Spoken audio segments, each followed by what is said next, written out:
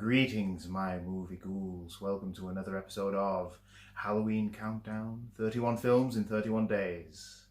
Tonight is night number 10, and we watched Silence of the Lambs.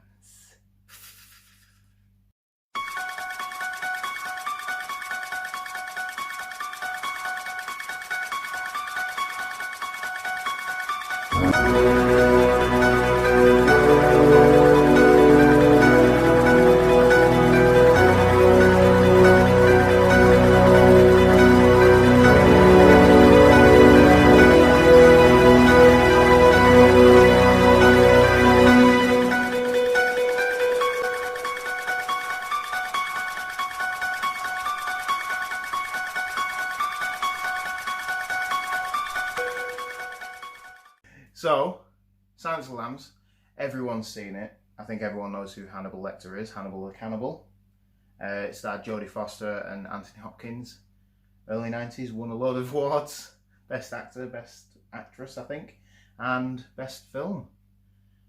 And I think it's well deserved. I think the way you look at it, you can see how it's shot, the quality of the film. It's the music. It's just all builds to this really great film.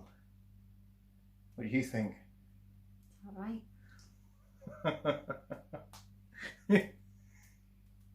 Just all right. Yeah. Okay. I've seen it. Seen it quite a lot before. It's not scary. It's disturbing. Yeah. Probably more disturbing, I suppose, than the daft things we watch. Such as slasher movies and Friday the 13th. Yeah, and we were saying that when you compare like what we watched today to yesterday, the complete opposite end of the scale. They are, yeah. So that was Friday the 13th 3D, and then Silence of the Lambs. Anthony Hopkins and Jodie Foster are actually both fantastic in the film. I don't think there's any denying that. I don't usually like Jodie Foster as an actress in general. She's obviously got Oscars for other things, hasn't she? Like The Accused, but she's very good. Her accent's very good. She is, yes. It must be hard to do that. And like we were talking about when there's part of the film where she goes into a garage that hasn't been open for 10 years. She cranks it open with a jack out of a car. Yeah. And she sort of says to the guy who's there, "Look, if anything happens, ring this number on my card. My office know I'm here." Yeah. And she does a little nervous laugh. If this falls down, it's like it's really, it's really quite good. Real. So I mean, it's very good. And the story, for those of you who've lived under a rock and never seen it, Jodie Foster's in the FBI Academy, and she's running an academy before she graduates. And they ask her to go and see Hannibal Lecter because they think he'll respond better to a woman.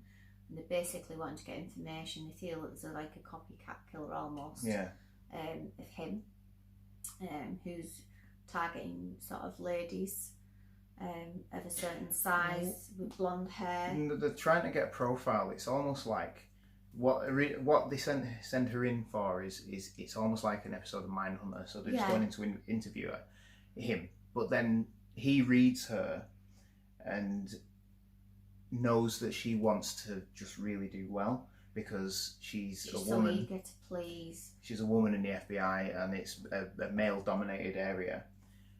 So he offers her insight into Buffalo Bill, and that's how it gets onto it. So, but like we recorded this before, and it didn't record, so we're going over things again. We talked about. It's quite subtle. I don't think I've really picked up on it before. No, I don't think I did. Tonight we've noticed, like even at the beginning when she's running right at the start of the film, she's doing a circuit and she's running and she runs past blokes going the opposite and they all look. All of them turn around. Like they do. And then she gets in a lift when she's been called up to a meeting. And sort of everyone in the lift looks at her and looking down because they're all these great big guys. They're all big and she's small and she's like sweaty. Yeah. Because she's just been running. The guy who tells her about the meeting, you said, stares after her. Yeah, he stares after her and it stays on him for a good few seconds, which is a long time in a film, isn't it? And you kind of think, well, what's that about? But it's subtle. Instead of being in your face, it's just a shot that runs a little bit longer. I think there's sort of a bit of not a subliminal message, because it's more than that, but a message around how difficult it is to be a woman in certain working environments, and probably to get ahead somewhere like that. And I think Hannibal Lecter, he picks that. He picks it up, and he gives her a bit of a helping hand, doesn't he, in his own way? Yeah, he does. He likes her, and I think it's almost like a quid pro quo. I know what that means. Quid pro quo, Clarice. The story though is following. He's giving her this, drip feeding her information bits that he wants, because obviously he wants the interaction, because he's in solitary confinement in classic, down the corridor, and he's on the room on the left, and the glass that again, don't go near the glass, don't do this. Been parodied hundreds of times. And it's basically running alongside with the investigation that they're trying to find this Buffalo Bill who's killing these ladies. And she's obviously very, very new to it all, isn't she? Yeah. I mean, I think it's very clever. It's a clever film. I don't think I'd watch it anytime soon again. I don't hate it by any stretch. No. But I've seen it a few times now, and I think it's getting that little bit older. Like you say, it's been parodied and there has been other films. Yeah, there's scenes in there that have been done. Obviously the father beans. You've got when he's in the mask and in the straitjacket and all that. That's been done before.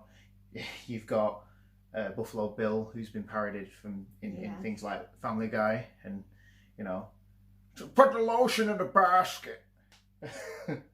Tucking his franks and beans away. Tucking his franks and beans away, yeah. But it is a classic, and the style of the film is just something to look at and admire. I think it's strange how you like Hannibal Lecter. Even though he's a serial killer, he's killed loads of people. In the film, you see him killing 2 cops that they weren't particularly nasty to him. They were just sort of watching him while he was in a certain building, being held in the cage in the middle of the building.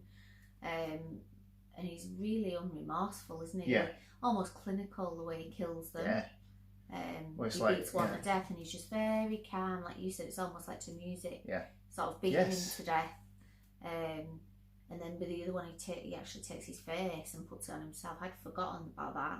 Well, I thought you had, because you said something. I was like, "Oh, do you not remember what happened?" You're like, "Not really." No. But I think that's because it's not.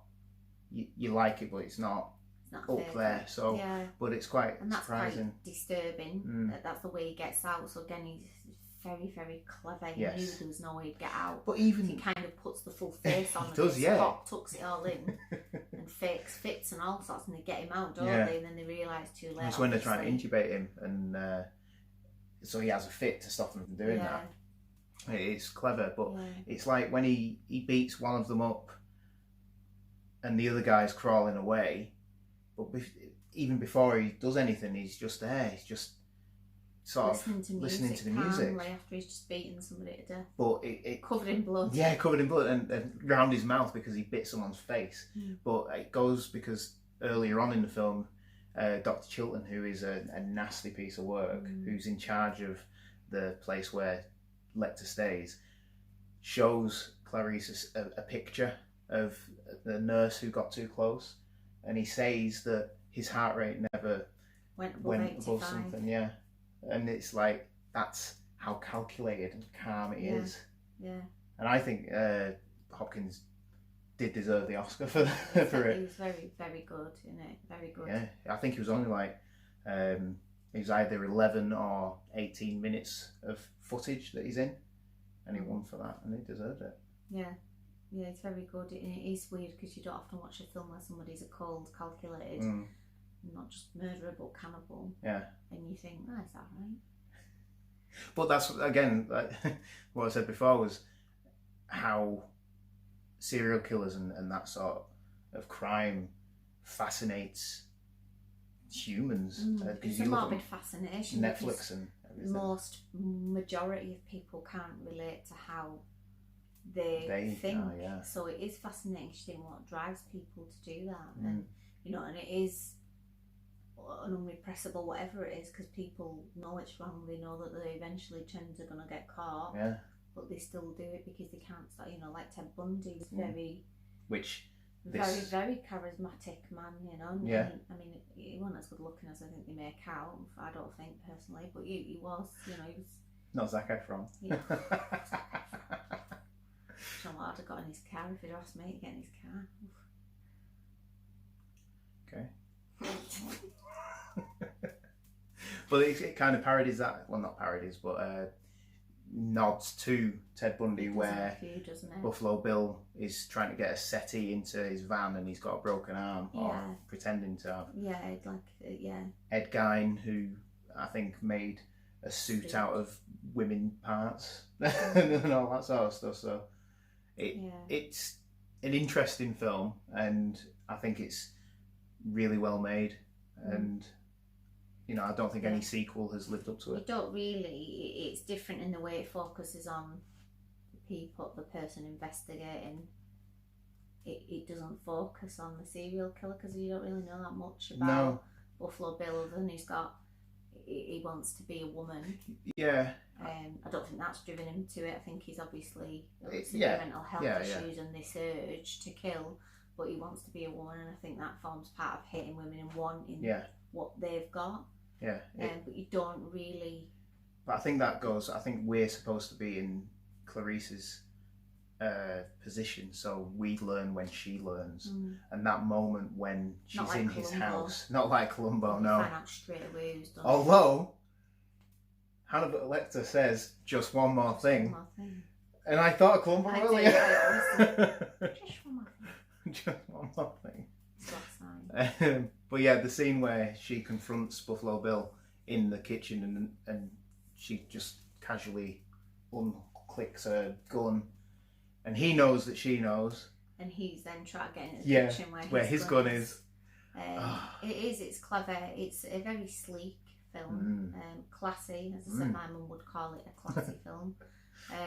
And if you haven't watched it, I would watch it. Yes. It is obviously, it is getting a little bit dated now, but it stands the test of time, I think, at the moment. Yeah, I think it does, yeah.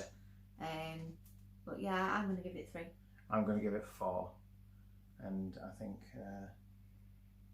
that we'll call it a day, because we've recorded this twice. And I still didn't check what we're doing tomorrow. So day 11 tomorrow. Please like, share and subscribe the video. If it comes up, I don't know, it might not, we'll have to skip it. And thank you for watching, and we will see you tomorrow night. Bye. Sleep tight. Put the lotion in the basket.